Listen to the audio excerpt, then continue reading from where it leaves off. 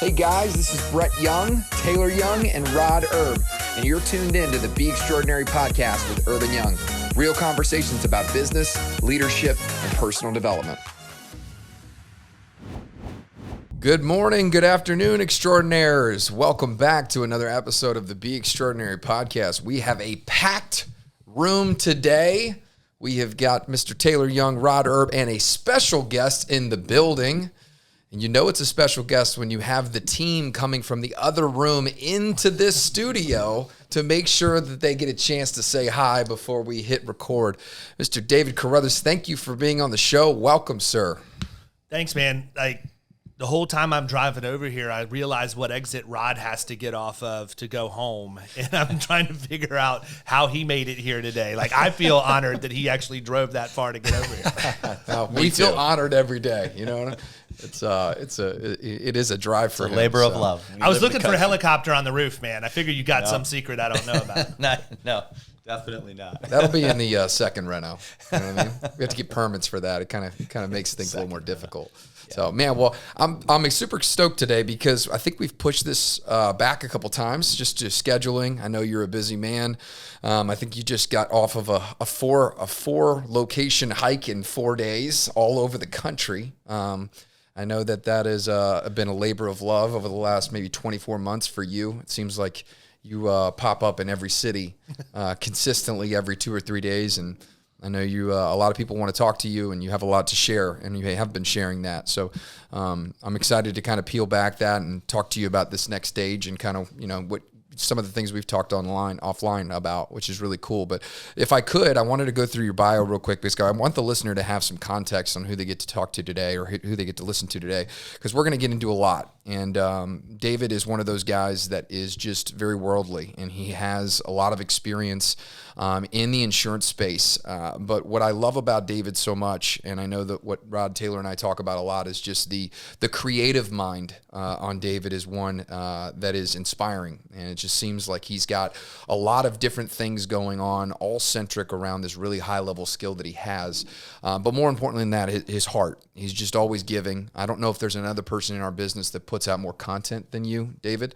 And every time, I think just before we turned on the camera, that we just bought a bunch of different gadgets, some AI gadgets, before we turned on the camera that we were talking about. It just seems like you're always on the cutting edge of doing stuff that gives more leverage and allows you to reach more people. So if I could, I'm going to go ahead and read this because I want people to understand who they get to listen to today. So David's the principal of Florida Risk Partners, and he's the principal of Game Changers Marketing, Catalyst Funding, the founder of Killing Commercial Insurance Training, host of the Power Producers Podcast, Fire Podcast, by the way, for all you insurance heads out there, and the creator and producer of The Protege, which was a reality TV show for commercial producers going through the prospecting sales process, which was almost like a Survivor series, which was really, really cool on YouTube. It's coming back, baby. Yeah, you heard it. You heard it here first. It's coming back. Oh, man.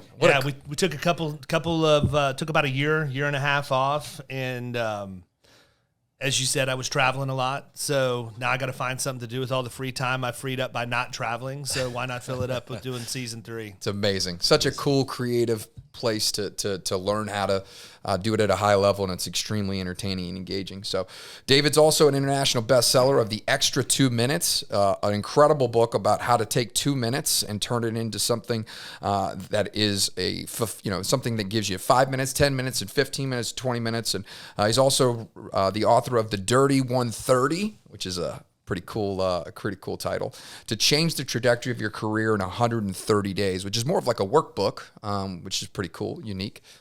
He's also the managing member of Game Changers Marketing, which is the entity that handles all the distribution and advertising and marketing across all of his holding companies. His degree is in management and marketing, and he's also spent nearly 2 decades in the insurance and risk management space. David started his career with a multi-million-dollar commercial risk management firm where he repeatedly recognized for exemplary achievement. In 2016, David followed his entrepreneurial spirit, which we're going to talk about today, and launched Florida Risk Partners, an insurance and risk management firm that you do not want to compete with, by the way, which we've done that before. Yep. Which I have a really funny story about that. That is a good one. But they do it right. And specializing in middle market commercial accounts, Florida Risk Partners has multiple office locations, including 5 counties surrounding in the Tampa Bay region. Because of the success of Florida Risk Partners, David often gets tapped to do keynote speaking, which we've had the privilege of being in the audience for a lot of those. A breakout session presenter and an industry expert in conferences and associations, speaking on sales, prospecting, marketing, appointment setting, and closing accounts. In 2020, David launched Killing Commercial Insurance Training. Shout out to everybody in Killing Commercial. Hoorah. It's a really, man, you want to talk about a community? He's built a hell of a community. We'll get in that today. And then the Power Producers Podcast, which is how we found David. I was walking down my neighborhood one day, and I found this podcast with this guy who was screaming through the mic at me. And I was like, I kind of like this dude. I dig it. And Catalyst Funding Solutions and the Protege. So while David is very busy, which he is, I don't know if anybody works harder than this guy. In our business, it's inspiring. It's important to note that his family is the priority. His wife, Andrea, which I will attest to, is with him everywhere. This is a family deal, and he makes a specific attention to make sure that he has work-life integration, which I know the three of us line up on that a lot. So with their children, Grayson, Landon, Ethan, Caroline, and their faithful golden retrievers, Tanner and Tucker. Mr. David Carothers, thank you for being on the Be Extraordinary podcast, sir. If that doesn't scream All-American Family, I don't know what does. I was going to say, insert American Dream. I love that. We grew up with 3 Goldens, by the way, so that's key to the heart. My mom, if she's listening to this, will absolutely love this episode. Yeah, you love them and hate them at the same time. It depends on whether you're wearing light suit like this or navy. Yeah. There you go. Get your vacuum ready, man. Oh, man. So... Well, welcome. This is a special treat, and for the interest of making sure that we pull as much out of this interview as possible, I wanted to just kind of open up to you and say, what is going on in your world right now? It seems like you've been on a whirlwind over the last couple years, and so what currently are you working on, and what does the future look like for you right now that you're excited about? Currently, I'm working on slowing down a little bit, man. So.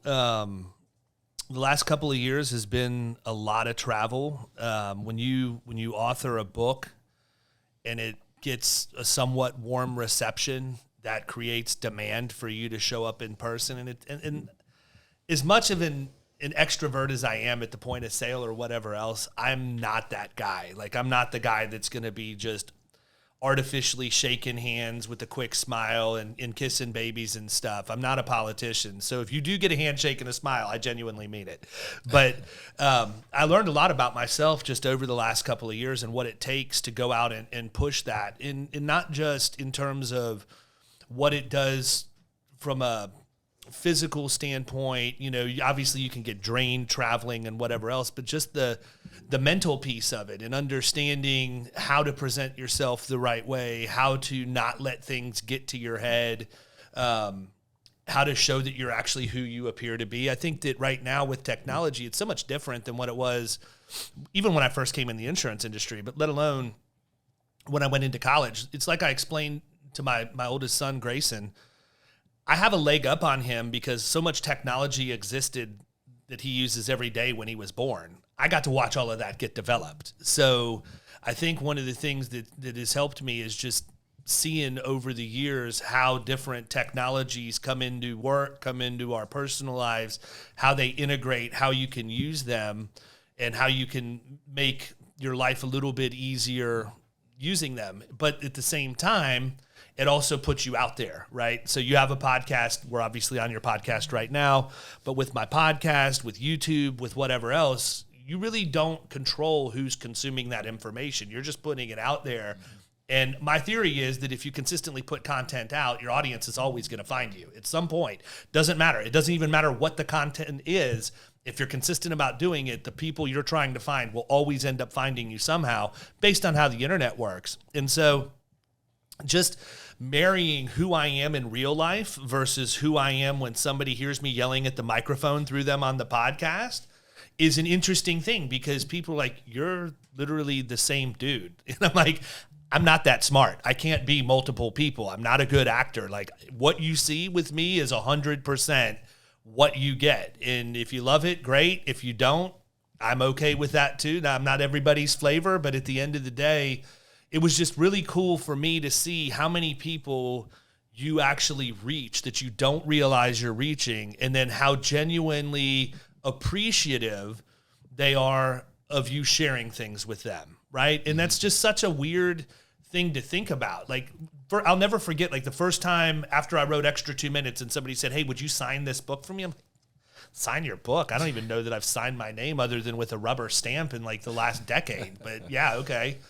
And, just stuff, I don't view myself as somebody who should be signing a book. I view myself as a dude who wrote a book, sharing with people what helped me have some level of success. And if you employ these tactics, it's going to help you too. And people put a lot of value in the content that you put out, man. So, I mean, I know a lot of people listen to y'all's podcast and it speaks to them. And if you don't ever get to go and see those people or interact with them in real life, it may not hit home. Just know you're changing lives, whether you realize it or not. That goes for anybody that's out there putting content out. That's really cool. Do you think the book, because the book came after probably a lot of the digital content that you were putting out, right? Is that fair? Yeah, that's fair. I will tell you this, man. My life changed because of COVID, period. I don't want to say that a national pandemic was the greatest thing that could ever happen, because obviously that would be a horrible thing to say, and I wouldn't say it. But what I will say is the circumstances that COVID created allowed me the opportunity and the runway to do a lot of things I otherwise would not have been able to do. And a lot of it goes back to Andrea and her job, because she, like, if you've not met my wife, absolute rock star, 100% the reason I've been able to accomplish anything. She gets all the credit in the world, and we can get into that as much or as little as you guys want to, but I wouldn't even be in the insurance industry today if it wasn't for her. 8 years ago, I was walking away before I launched Florida Risk.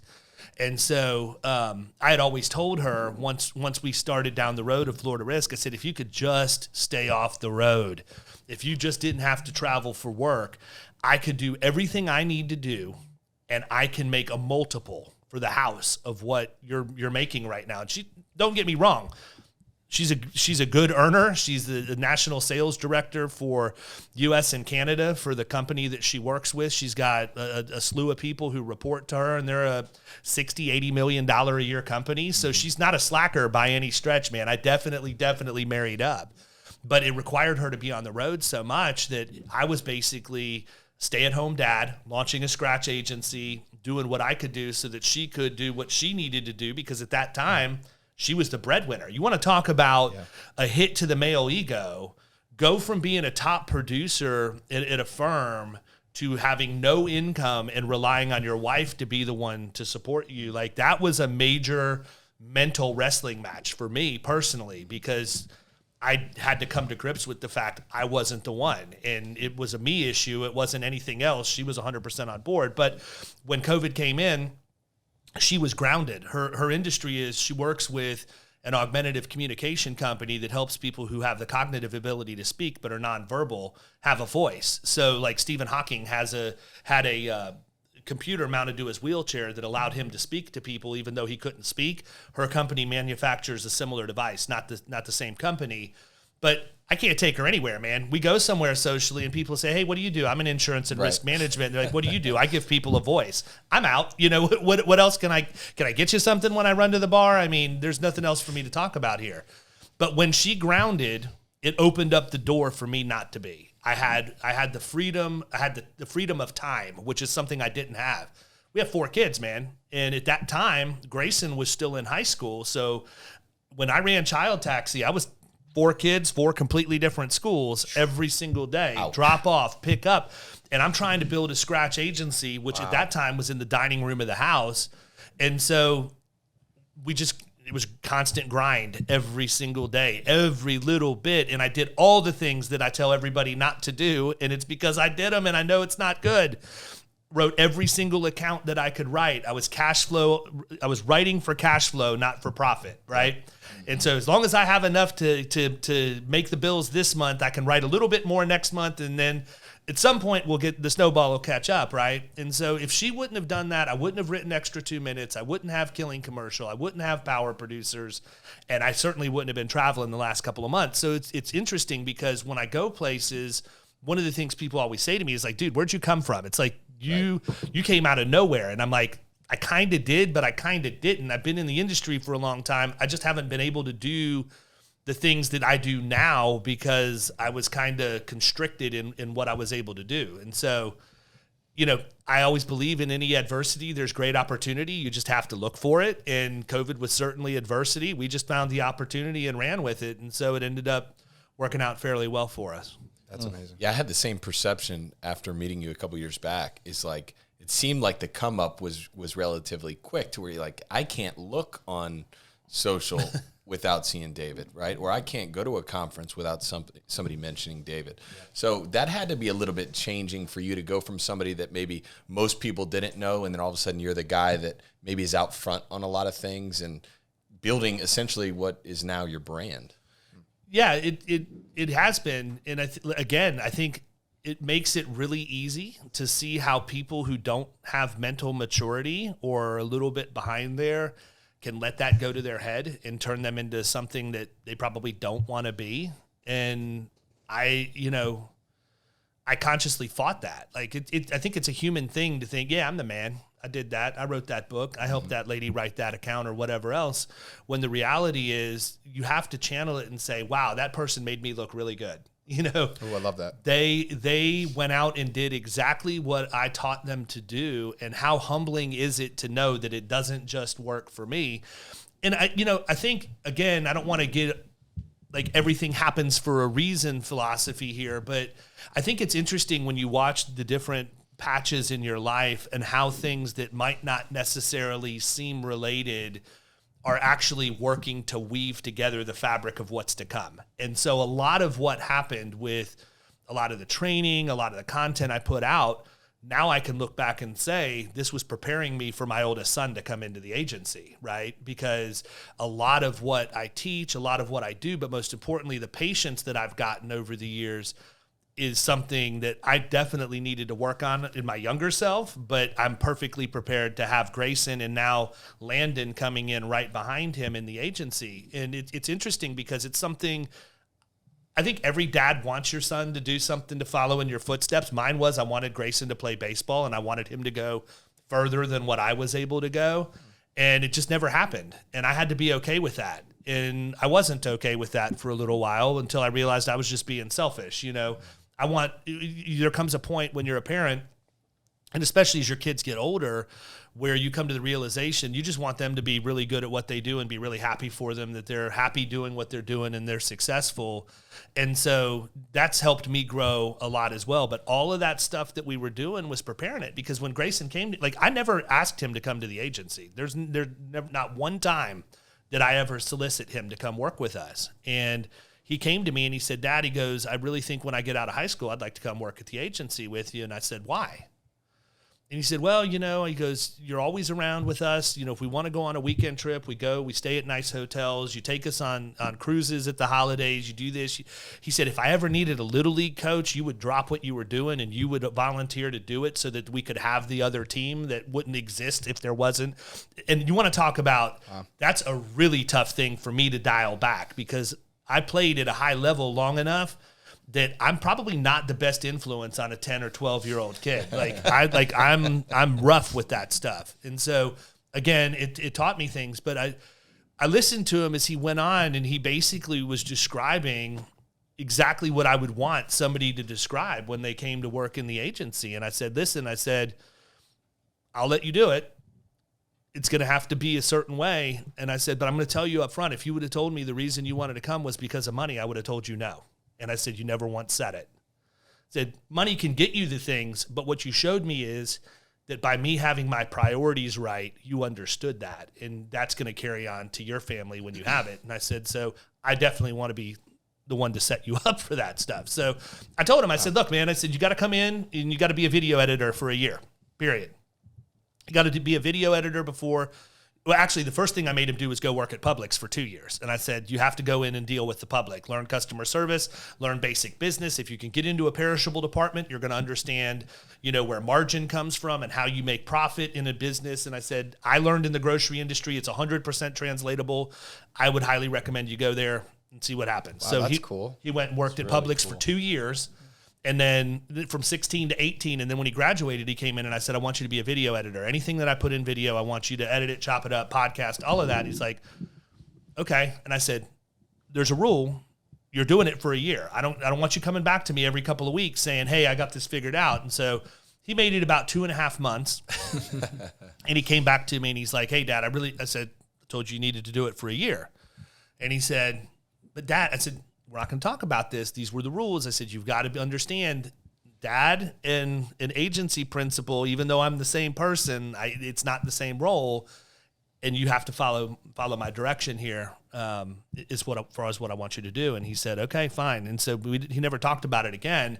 But like 2 months after that, we were out at a conference in Arizona, and he was at the registration table signing in. And somebody said, hey, what's it like working for your dad? And I was behind him. Without even skipping a beat, he's like, oh, man, it's incredible. He goes, he's got me editing these videos and these podcasts, and I'm listening to all of these smart people that he has come on that have already been successful, and I'm hearing all the things they're doing on the streets that are helping them go win business. And he goes, when I'm ready to be a producer, I'm going to know so many tricks that I wouldn't have known otherwise, way more than my dad could have taught me by himself. And I tapped him on the shoulder. I was like, your dad grew up watching Mr. Miyagi. Like, I'm not going to make it readily apparent to you exactly what I'm doing, but there's always a method to my madness. And I said, the whole reason I wanted you to do this for a year, you finally discovered. So now milk the most out of it. That's really cool. Man, I hear life by design, though. It's cool that he was attracted to the business and viewing how you lived your life by design and the priorities versus anything about the craft. And I value that. And I can almost see you getting a little bit emotional. Oh, always. Yeah. Always. That's really cool. Yeah, that's a good lesson for you're entering that stage. You're in that stage kind of, right? How old is Carson? Carson is about to be 16 and he's basic, and you just taught me something. I'm taking notes. He wants to join the agency. He's like, Dad, I think I want to not go to college. I want to come join the agency. And it's been a tough conversation for me because I don't want and I haven't asked the question why. I just was intrigued by the thought, but what I hear is, what's the reason why? Number one. Number two, I've been having conversations with him about Publix, ironically. He's like, yeah, I don't think I want to do that. He's looking for summer work, and he worked on a pool crew last summer and wants to do the same thing this summer, but and that's fine. He learned how to work and worked his butt off last summer and sweated every day out on a pool crew, but I find a lot in what you just said there, and I'm taking notes. So yeah, we're in it. If you can diffuse a lady who's pissed off because you spelled their kid's name wrong on their birthday cake, you can handle somebody who's upset about their homeowner's premium. There you go. Translatable. 100%. And that's it, man. When you're in retail or restaurants, you're dealing with the general public most of the time at their absolute worst. Yep. They have very little respect for people who are working an hourly job in those situations. And so, honestly, it's probably everything in my life has been a building block that I've just built on top of and on top of. And, client service, customer service, all of it, it doesn't matter. It's all the same. You have to take care of the people who are supporting your business. In the insurance industry, it's just a little bit easier. Back then, I'm begging people to buy $100 worth of groceries so we can make $1 in net profit. It's a volume play. It's a whole different animal. But every single person is the most important customer you have because they walk out and they get upset.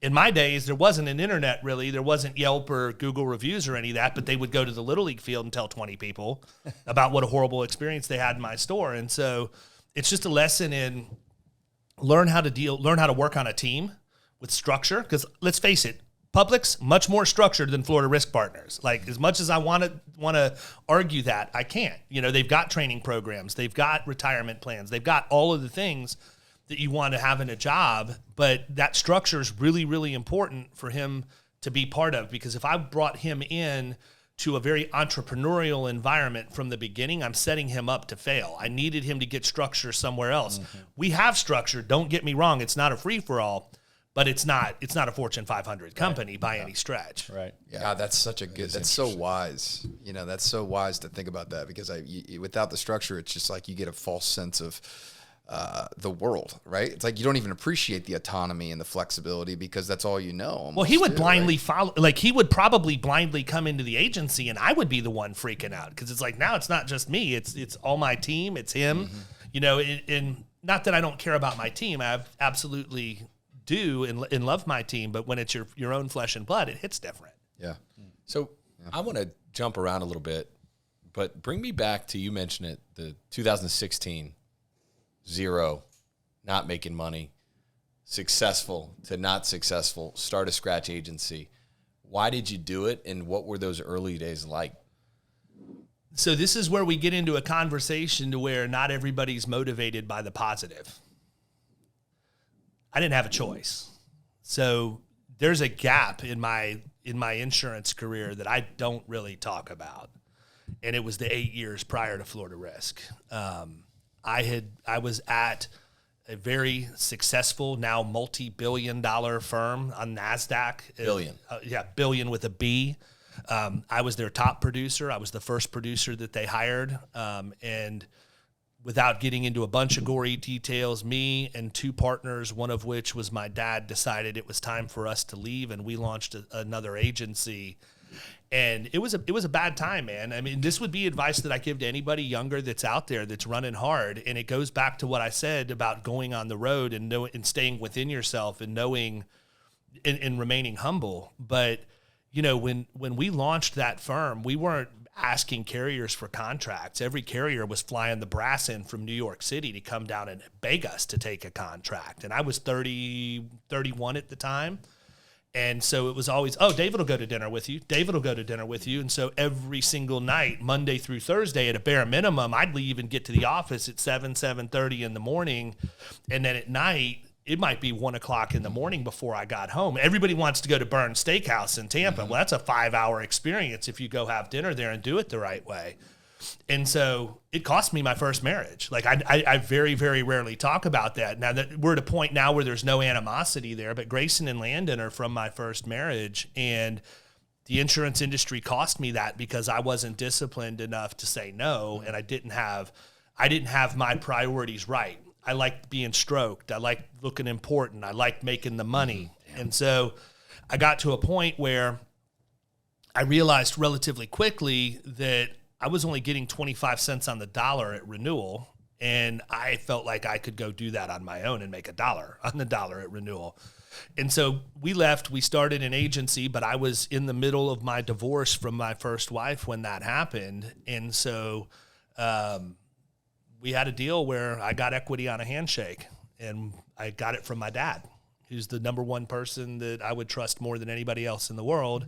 And it was because he didn't want my ex-wife or soon-to-be ex-wife to be a business partner, but we'll take care of that after the fact. Well, again, sparing you the gory details, 8 years later, it never happened.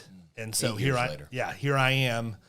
I've been patient. I've brought it up. I've been impatient and brought it up more, and finally came to the realization I was never going to be a partner. I was never going to have the equity, and I essentially had emptied what I had in retirement to help start that agency, to subsidize the income that I was missing, because I was making really, really good money. I was making well over $300,000 a year as a 31-year-old with 2 kids, and then might as well have been a millionaire at the time.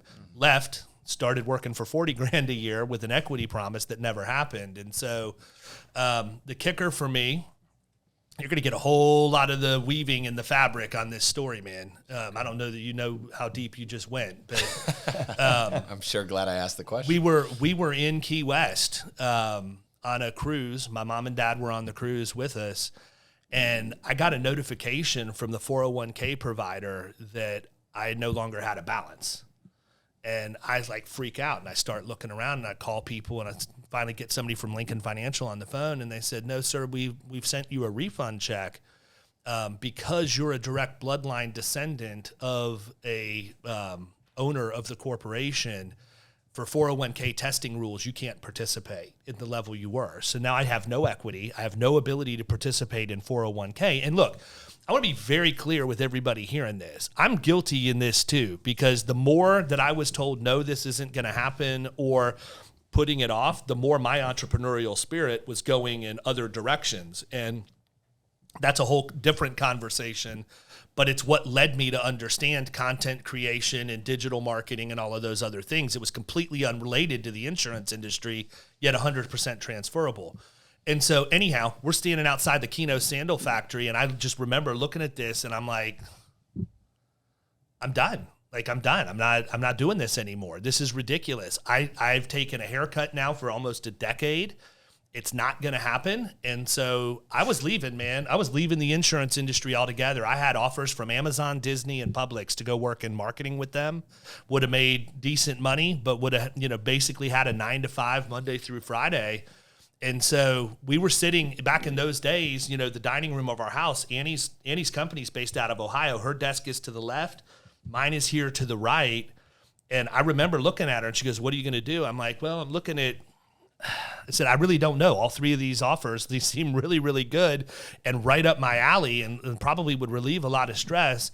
And she looked at me and she goes, "No." As any Jersey-born lady would say, she goes, "No, what the F are you going to do?" She said, "I've sat here and listened to you bitch for 8 years about everything you would do if you had the ability to do it, and you're going to quit like a coward and go to another industry."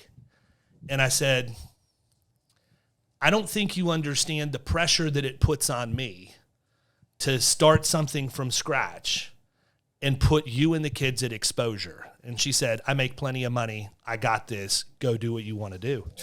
10 minutes later, it was done. I had filed for my FEIN. I had registered with Sunbiz, and I was filling out a Swiss Re application with the big I for my E&O.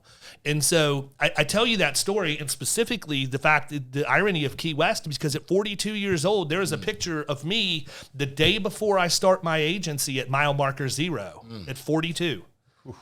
And that's why Key West is in Key West every year. Producers in Paradise will never be anywhere different. It will never be on a different weekend, because that's the weekend that it all started over for me. And I wanted to have something to memorialize that. But, I want to be clear. I didn't initially start making forward progress from the healthiest thought process in my mind. My dad shares the same name as I do. And I very clearly told him when it was time for me to go that my goal was to beat him on the streets every day and stamp out his name in the insurance industry so that anywhere he went, he would be known as the other David Carothers or David's dad. But I would kill myself if it's what it took for me to become a household name in commercial insurance. And I operated from a very, very dark place for a long period of time around that. Hindsight being 2020, now that you come out on the other side, it's like, it wasn't that bad, and I'm in a much better place now, but it doesn't mean it was any easier to go through it. Wow. Dude, what a fucking story right there. That's unbelievable. Man, I'm so grateful that you would share that, because there's a lot of people that are listening to this right now that have the same origins and have that dark place that they operate from. I know that the 3 guys sitting across I resonate with that significantly. I don't think it's talked about a lot. Somebody had DM'd me today, said, "I don't know how you stay motivated. I swear I get this every 2 weeks." And I'm like, maybe instead of being depressed and sad and all these bad emotions, maybe you should just get a little pissed off. Maybe you should get an enemy. Maybe you should figure out who you're fighting against, because whatever if that's what it takes to get you off the couch, man. Like I share that. I share that same sentiment of like, man, it might not be the most healthy from a long-term perspective, but after you're out of the storm, you look back and go, man, I don't know how I did all that and how I juggled all that. I don't know how I had the energy. And the answer is right there. It's like that comes from a place of just pure will. Yeah, and I mean, the thing is, to your point, it's not healthy for the long term. So, I mean, things were a little bit turbulent with the family for probably a year and a half. I don't know that it'll ever go back to what it was like before, but I'm okay with that. I needed to be the right leader for my household, for my kids. Amen. Amen. And so for me to carry that around and even let it manifest itself and carry over into my time at home just was never going to be an option. So I had to squash the beef as best that I could and make that go away so that my kids who did have a relationship with their grandparents could continue to have a relationship with their grandparents. And the maturity piece of it is keeping your mouth shut and letting them get old enough to figure it out on their own. And so, again, depending on what people are going through in their lives, I mean, that's the best advice I got when I went through my divorce. I was raised in a Southern Baptist home. That wasn't an option. When you got married, you stayed married to the same person for your entire life. So that was already one strike against me. But the best advice that I got was don't ever say anything negative about your ex-spouse, because your kids will get old enough one day and figure it out on their own. And, you know, it happened. Like I was very disciplined in that. I didn't trash the boy's mom to him.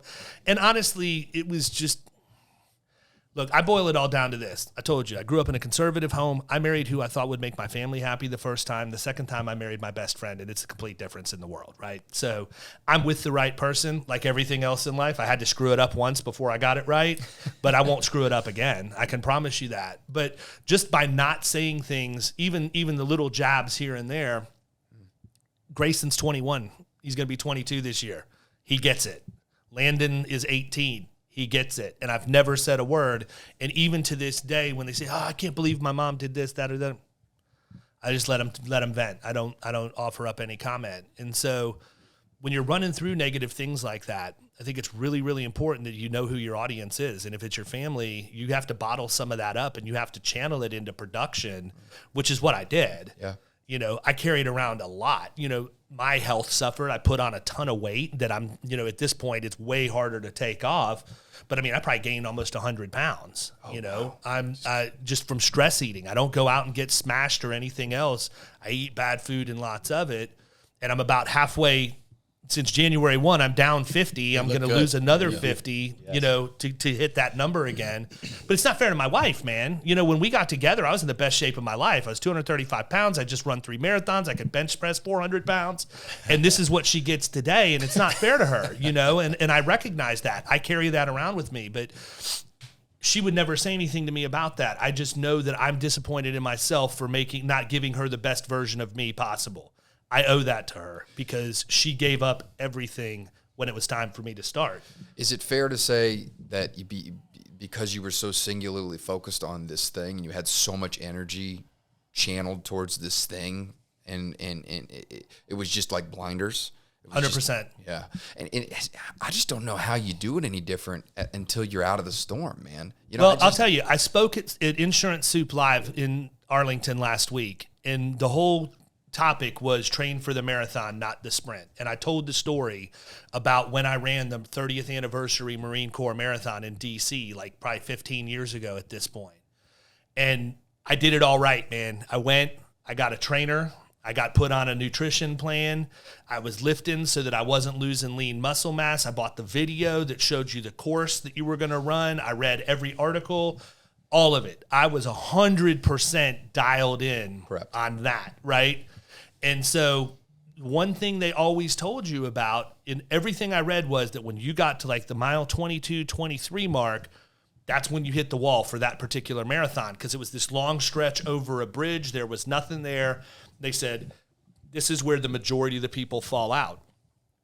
I didn't think anything of it. Like I knew I was going to have to push through the wall, but like when you're in the moment, you don't even realize like you're on that bridge. And so like I got about a quarter of the way across, and it was like the old Gatorade commercial where the dude's muscles all spasmed at the same time and cramped up, and he had to like crawl the last 50 yards.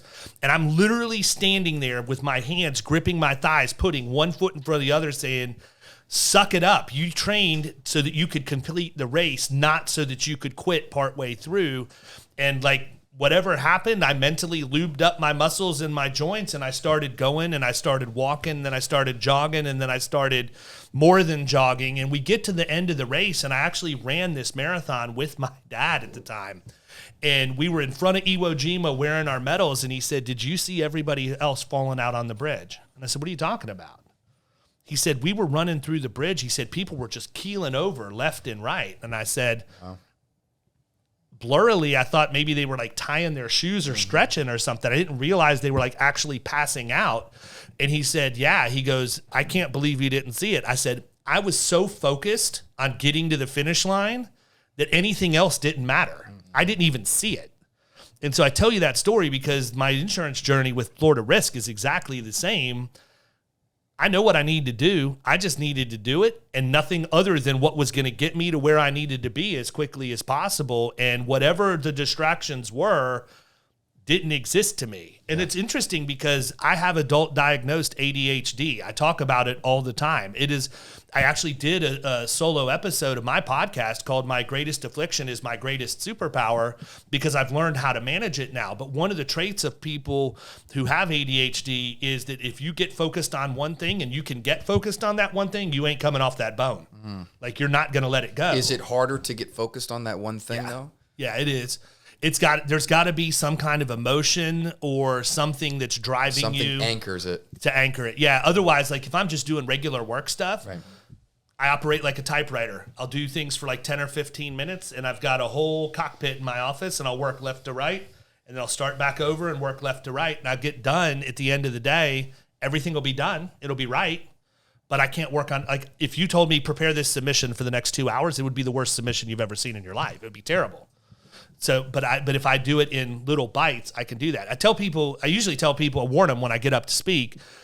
I liken it to if I were an air traffic controller and I came into work and you told me I had 15 planes to land by 5 o'clock, all 15 of them are going to land perfectly.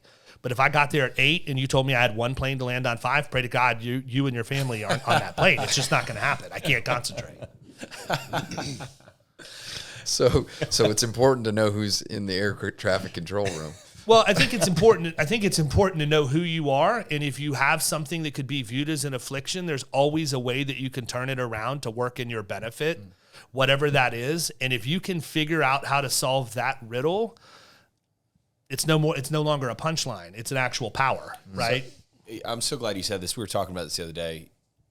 Obsession, right? Like, there's healthy obsessions, there's unhealthy obsessions, but naturally, I know at least the three of us gravitate not the same, but similar in the way that we get obsessed about something and it becomes a thing, right? And we have to work towards balance hard, right? We have to work towards it. And, you know, it's how do you dance with that of not having the shame about, man, why am I like this? But more of the shift to say, hey, I've learned these behaviors. How do I channel these aligned with my purpose and my goals? When did that shift start to happen with you? And what would you recommend if somebody's out there listening and they go, you know what, that sounds a lot like me.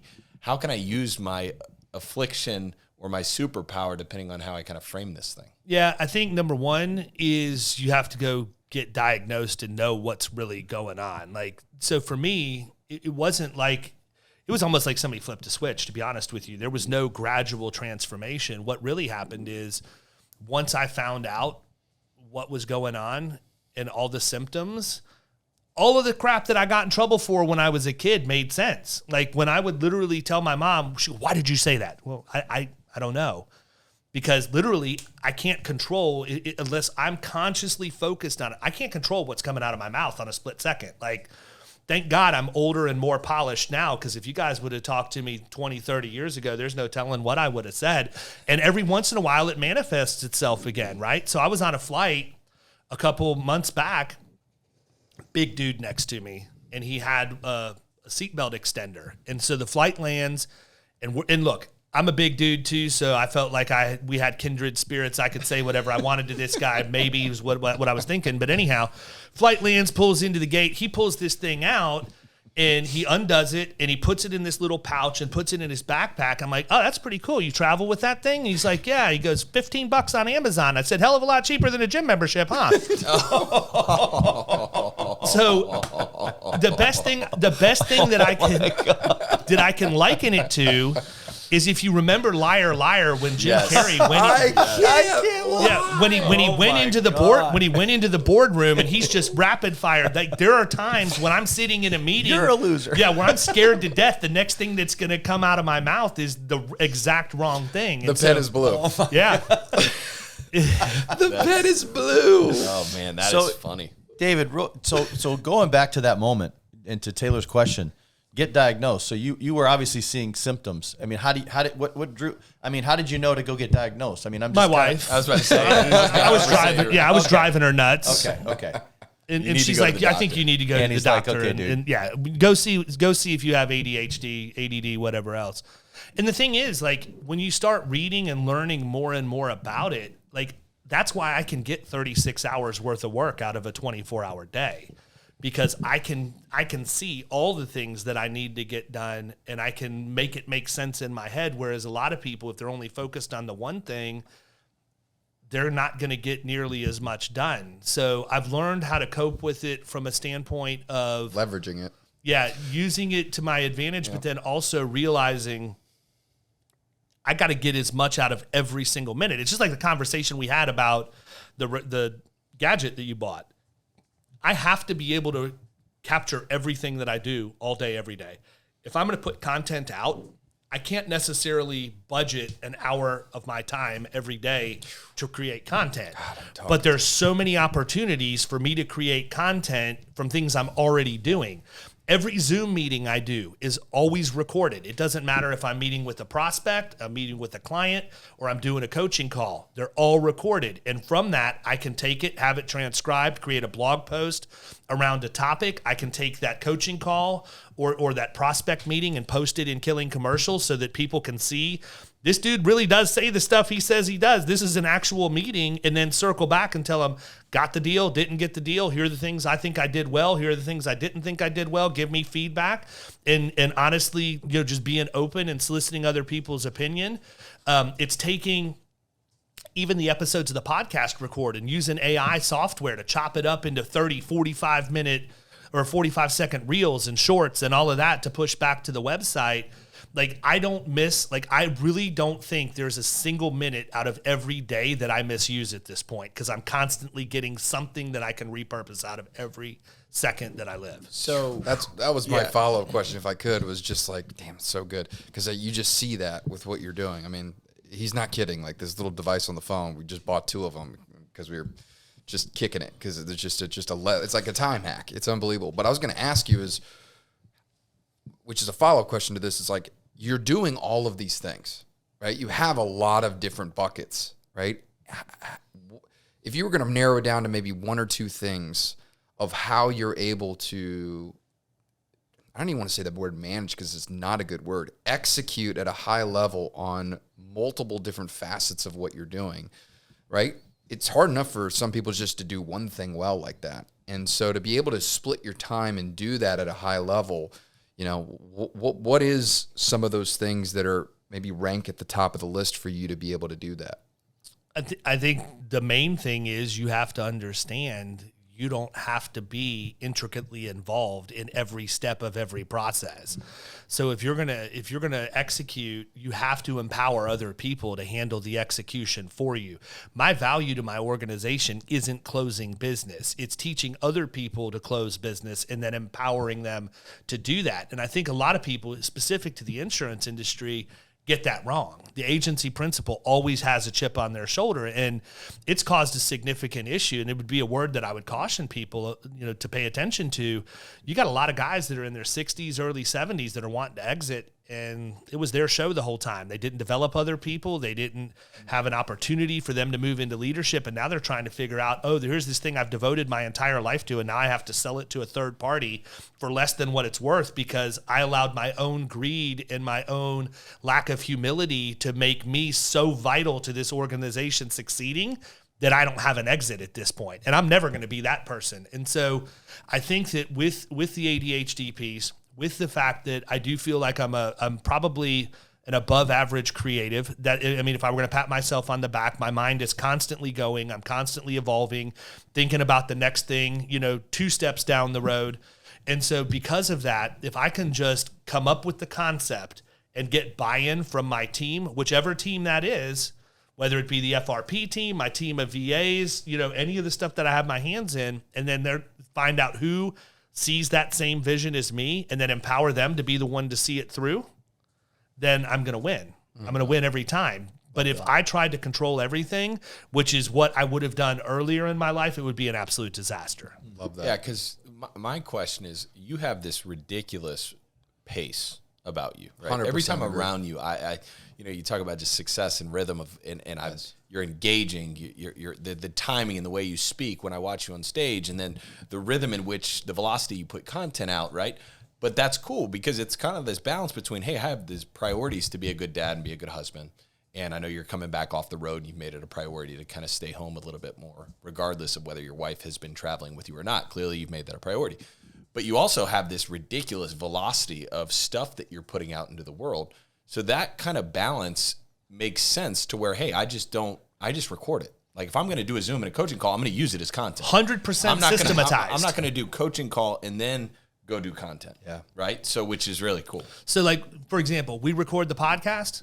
As soon as it's done, one of my VAs goes in, downloads the recording, puts it into Munch to create all the reels, all the social posts. They edit it in Premiere. They put it into Megaphone to get produced. They upload it to YouTube. They do all the social posting. I don't touch it. I show up, I record, that's it. That's literally every ounce of content at this point. Wasn't always that way, man. It used to be I literally did 100% of it myself. Now I'm at a point where I have so many other things going on. I literally can't do it, and it would dramatically suffer. But the other thing is they're better at it than I am, man. The quality of what we're putting out, because they're 100% focused on that one thing, is 10 times better than what I would be able to do on my own. So just being able to just hand something over and trust that you've trained and developed that person to handle that task the same way or better than you would is huge. It's such the answer that you know or that you think is coming, but yet the execution of that is just so they're just miles apart between idea to execution. I mean, it's just the relinquishing of control is such a learned skill. You know, because it's just it's tough. It's easier to just do it real quick. And it's like I almost think for me, I think getting really, really busy is a gift because it forces you to go, okay, well now it's not even a choice anymore. Now it's like the, you know, what is it? What is it? Challenge is the mother of all innovation, right? It's like, okay, well now we've got to figure this out. You know? I don't have a boring day at work, man. Like legitimately every day I go in and I look up and it's 5 o'clock, 5:30 and it's time to go. I'm like, holy cow, like where did the day go? I'm sitting here this morning. We were laying in bed and I rolled over to Annie. I'm like, can you believe that a week ago I was sitting in Fort Worth at the stockyards doing speed, you know, the round table conversations with the people who had bought the VIP package to Soup Live. I'm like, where'd the last week go? Like, it's crazy to think. And, you know, the older I get, the faster it goes. Like, it's amazing. You know, you hear all these cliches that your parents talk about, but they're true. Like, you can't imagine it. And so for me, that's why being intentional with your family is so, so very important.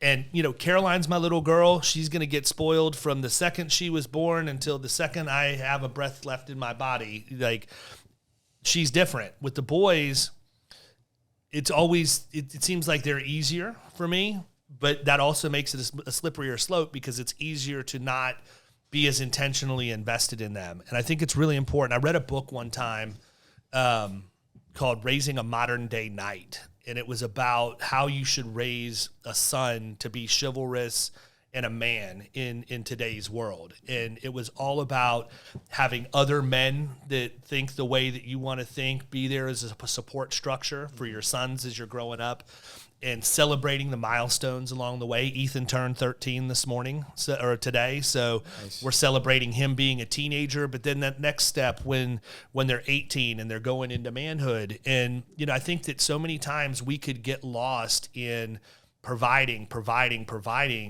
when leading is really what's the most important thing, and providing is only a portion of that. Oof, so say that one more time. You know, last year I turned 50. Grayson turned 21.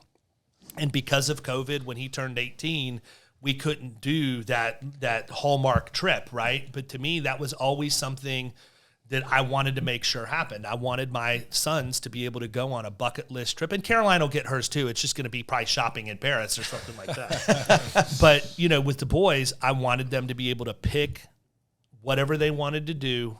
I would fund it, not just monetarily, but with my time to go with them and have that experience together. And so because I turned 50, I picked my own bucket list trip last year too. And we got to go to Alaska for 9 days and go halibut and salmon fishing. And we were literally unplugged from almost everything. It was awesome. absolutely fantastic. After about 3 days, all the anxiety went away, and I realized I wasn't going to hear from anybody in Tampa anyhow, so might as well just get on this float plane and hit the next river. But we did that, and then Grayson decided for his 21st, he wanted to go over to Munich and experience Oktoberfest, and so we did that. We did that like literally 3 or 4 weeks later. We were over in Munich, and, you know, the parenting is so fun, but I told him, I said, I'll plan everything for Alaska. All you have to do is show up. You plan what you want to do for Munich. I'll pay for it. I'm just going to show up. I let him take 2 of his buddies with him. And so we get to Munich, and he'd planned nothing. Like, we don't have tickets to tents. Like, there's nothing going on. And so somehow we managed to work our way in. It's a miracle it wasn't like a European vacation situation, but we were literally in the main tent standing next to the mayor of Munich when they tapped the keg to kick off Oktoberfest. And we had no tickets when we got there. Somehow we figured out a way to make it happen. See, Dad, I told you it all worked out. That's not the lesson. Yeah, he was behind me when that was happening. Dad, I'm taking credit for that one. But just really cool stuff. And like this summer, Landon's 18 now. He actually turns 18 in June.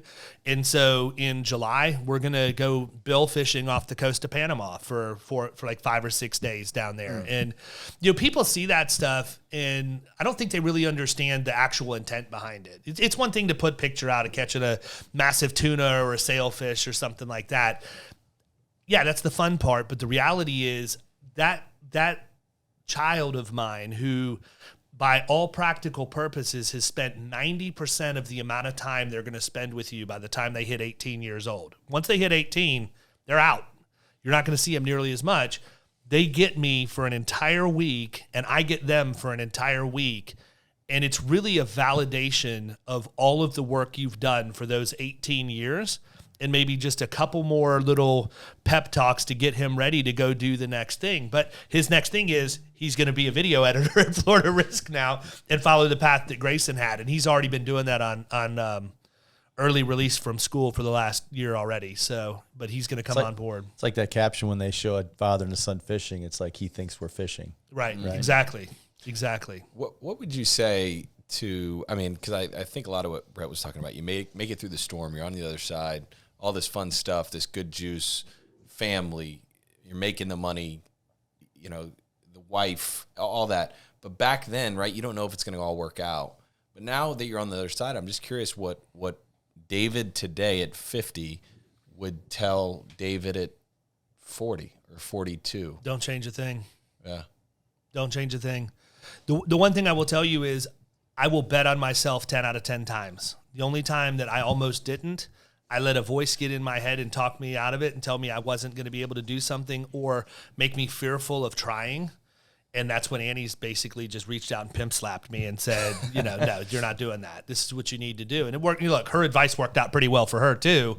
But at the same time, you know, if I look back over the course of my entire life, man, I'm always going to bet on myself 100% of the time.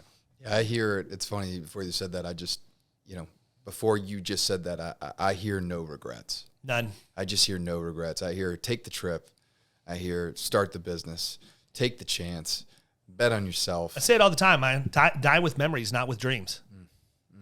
I love that. That's cool. I've never heard you say that. I like that. Yeah. And it's funny. Another question I was going to ask you is, you know, obviously the show, you know, has come about just because the three of us have an opportunity to kind of talk about and design the life that we want, you know, and business is part of our life. It's our sport. You know, personal development is the fundamental principle that's brought us three together, you know, and leadership is something that we love to do. And you blow all that into a mixing bowl and create some incredible memories in addition to that with your family. It's a hell of a concoction. And so part of the show is about what is an extraordinary life. And I'm not even going to ask you what I think your version of an extraordinary life, because I feel like the last 5 minutes you just described it, and it's so rich, and I love it. It's beautiful. I think that having the discipline to do what you know is right is the key to all of it, because it's so easy to, well, I just got to make one more prospect call, or I got to go meet with this client. Yeah, I know it's Ethan's birthday. I'll meet you guys at Dave & Buster's because I gotta go do. that was David in his early 30s. Like, I would have sold anybody down the river to get the next deal done, ethically, but I forsaked a lot of things, whatever the right word is.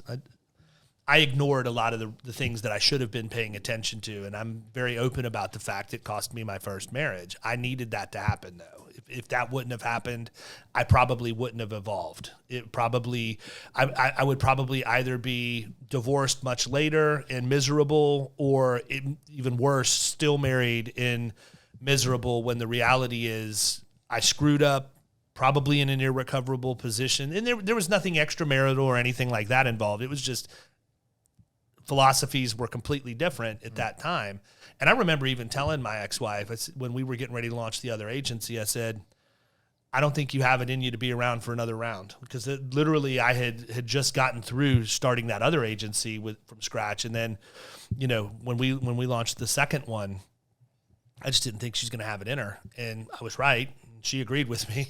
And then when Florida Risk came around, obviously things were much, much different with Andrea. But I just think having the discipline to do what the right thing is paramount. Period. Doesn't matter what it is. When you started making those decisions, right, like you just mentioned, did the money go away, right? Did the sales stop, or did the sales keep coming? I would tell you that they shifted. So monetization and revenue started coming from other places, but it never went away. I took time and wrote a book. The time that I took away from selling was filled with the money that was made from the sales of the book. But the more important thing is the gasoline that fueled the engine is all the emails that I get, all the LinkedIn messages that I get that say, hey man, I read your book. This thing's awesome. I tried this and it worked, or I did this and it was something I never thought of before.